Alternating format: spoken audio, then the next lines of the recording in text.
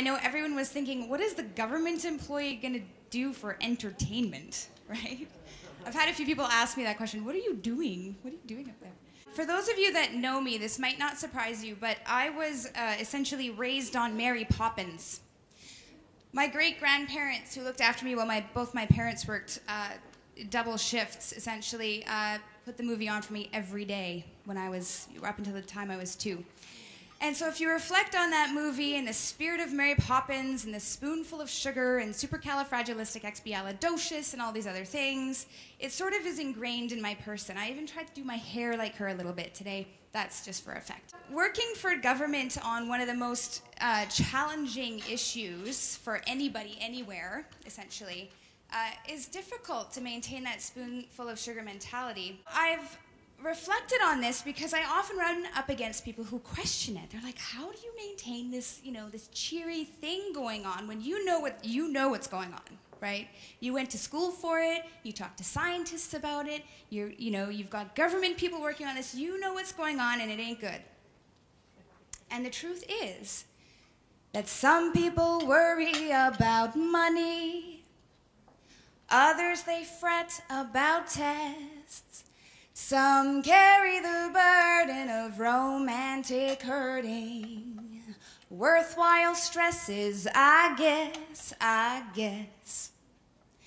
But in the event of an emergency, don't cover your head or put it between your knees. Find your strength in this company, 'cause the seas will rise and the storms will rage. That's what you get when you've got climate change. Yeah, we got climate change. Critics and doubters sure will have 'em, but followers more there will be. It's simple attraction to life satisfaction, to love and profound harmony. But in the event of an emergency, don't cover your head or put it between your knees. Find your strength in this company, 'cause the lies will grow as the tempers enrage. That's what you get when you need social change. Yeah, we need social change. It's a story of courage and love, of heroes and progressive change that will carry us forward together, onward. Together we'll make a better day. But in the event of an emergency, don't cover your head or put it between your knees. Find your strength in this company.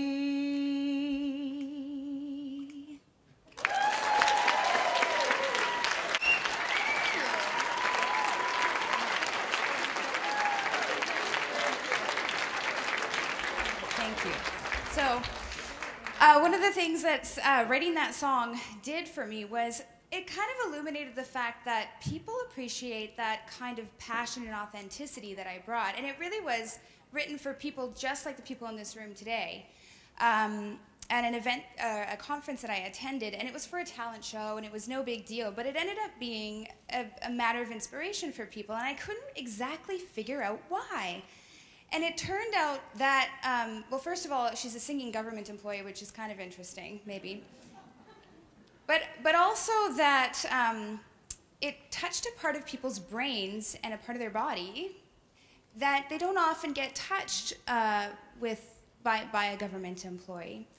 And I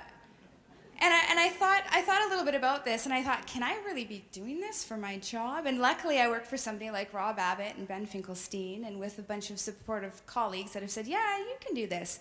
So I've been invited to sing at a couple of conferences now. I think this is my 4th time singing for people such as yourselves. And I'm not anticipating going on Canadian Idol. People ask me that from time to time. It's not going to happen. What I am going to do, though, is I'm going to use this to talk a little bit about the importance of left brain thinking and right brain thinking, and science and art. and the head and the heart. And one of the things that we have is a left-brain dominant society. And the art around the room is one of the most, my favorite thing about this so far, I think, is that Joanne has really woven in this right brain thinking. And it's not just art, it's also, you know, caring about people, right? So Papa Tom, I mean, all of our hearts were touched when he sang, right? But we were also thinking about what his message was. It wasn't just, you know, this feels good. He was sending us a message. This has also led me to think about artists as being a thing and being put in a box. And that itself is left-brained.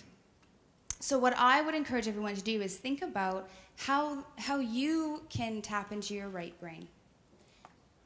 Can you have the courage to bring out your whole authentic self, whatever that might be, whether it be through poetry, as we heard from Dawn this morning? Is it art? Is it photography? Is it tap dance? I don't know, right? But I am going to ask you to sing with me. Okay, so if you don't, okay, I'm gonna go back on that a little bit. If you really don't like singing, I'm not gonna put you in that unfortunate space where you're just like, oh, I know I'm tone deaf. Okay, I don't want to offend my neighbor, but this is kind of fun. Okay, so it's not Mary Poppins, but it's close, right? Are you recognizing what this is? Okay, you know what this is.